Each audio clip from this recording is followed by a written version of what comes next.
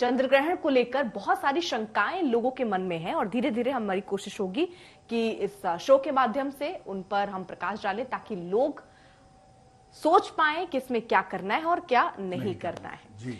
तो पहले सवाल के साथ शुरू करते हैं कि चंद्र ग्रहण का क्या असर होगा, कितने समय तक असर रहेगा, कब से कब तक आपको अपना ख्याल रखना है, कितने घंटों? जैसे आपने कहा कि 8 नवंबर को चंद्र ग्रहण लगने जा रहा है जी।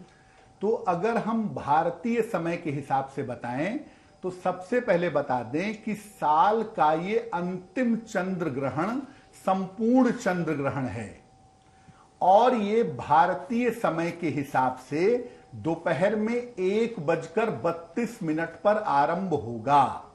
पहली बात। दूसरी बात, भारतीय समय के हिसाब से ये शाम को 7:26 पर समाप्त होगा। सूतक इसका शुरू होगा सुबह 9:21 पर और इसका सूतक समाप्त होगा शाम को 6:18 पर। अब वैसे तो ये ग्रहण शुरू हो जाएगा दोपहर में 1:32 पर, लेकिन उस समय भारत में दिन होगा, चंद्रमा क्षितिज से नीचे होगा, इसलिए भारत में ये ग्रहण दर्शनीय होगा चंद्रोदय के साथ, चंद्रमा के उदय होने के साथ लगभग 5:30 बजे।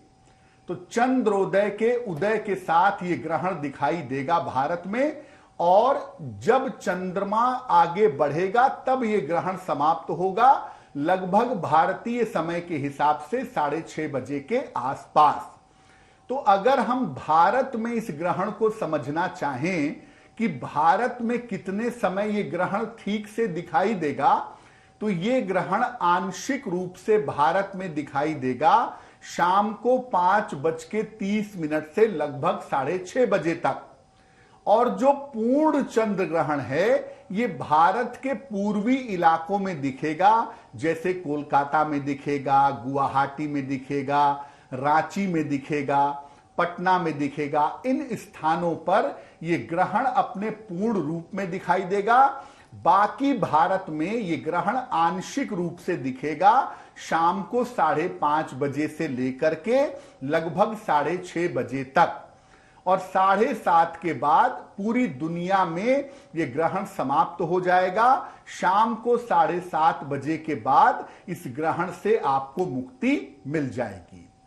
जहां तक इसके नियमों को मानने की बात है, जहां तक यह समझने की बात है कि ग्रहण में हम पूजा उपासना कब करें, ग्रहण में हम ध्यान कब करें, तो वो आप 1:30 बजे से भी कर सकते हैं, लेकिन ज्यादा सही समय जिस समय आप पूजा उपासना करेंगे, जिस समय आप मंत्रों का जप करेंगे, वो समय शाम को 5:30 बजे से 6:30 के बीच का हो तो वो समय ज्यादा बेहतर होगा। बिल्कुल पंडित जी, जैसा आपने समय भी बताया, इस पर हम आगे भी बात करें, लेकिन देश दुनिया पर आपको क्या लगता है इस चंद्र ग्रहण का क्या असर पड़ेगा? देखिए अर्पिता, वराह मिहिर ने बृहत संहिता में ग्रहणों पर बड़े विस्तार से चर्चा की है कि प्रभाव कब और कैसा पड़ने वाला है। जी।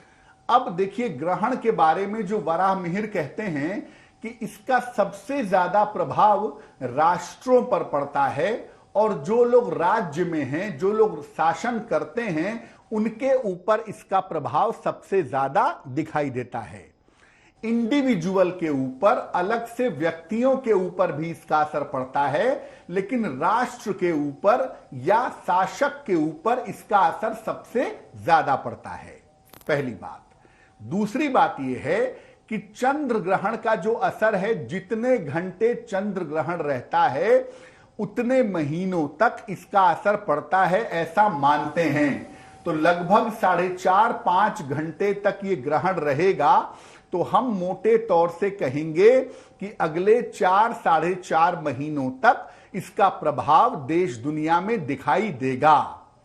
यह ग्रहण लग रहा है अग्नि की राशि में, मेष राशि में यह ग्रहण लग रहा है, भरणी नक्षत्र में लग रहा है। मेष राशि जो है वो अग्नि की राशि है और सामने तुला राशि से इसका एक्सिस बन रहा है, यानी मेष और तुला राशियां इससे प्रभावित हो रही हैं।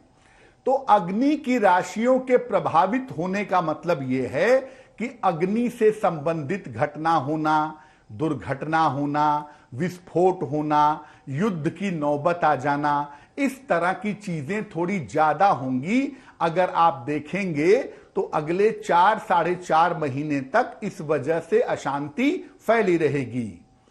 तुला राशि जो ग्रहण की दूसरी इन्वॉल्व राशि है, वो बाजार की राशि मानी जाती है, कॉमर्शियल राशि है।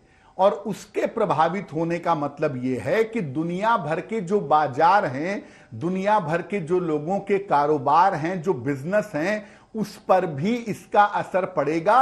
हो सकता है ये असर बहुत पॉजिटिव ना हो। तो देश दुनिया के मामले में अगर हम देखें तो ये ग्रहण युद्ध का इशारा कर रहा है।